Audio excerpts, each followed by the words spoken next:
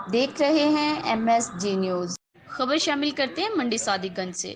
منڈی صادق گنج پولیس کا DPO قدوس bag کی ہدایت پر جرائم پیش افراد کے خلاف کریک ڈاؤن، بجلی چوری کے مقدمہ میں ملوث مجرم اشتہاری گرفتار، ناجائز اسلحہ برآمد، مقدمہ درج۔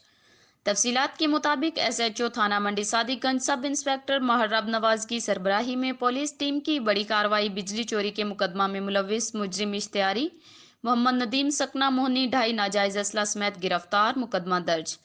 تفتیش جاری ہے۔ اس موقع پر SHO محرب نواز نے کہا کہ IG پنجاب شعیب دستگیر کے وژن اور DPO قدوس بیگ کی ہدایت پر ضلع بھر میں مجرمان اشتہاری کے خلاف کریک ڈاؤن کامیابی کے ساتھ جاری ہے۔ جرائم کے مکمل خاتمے کو ممکن بنانے کے لیے علاقہ میں گشت کے نظام کو مزید مؤثر بنایا جا رہا ہے۔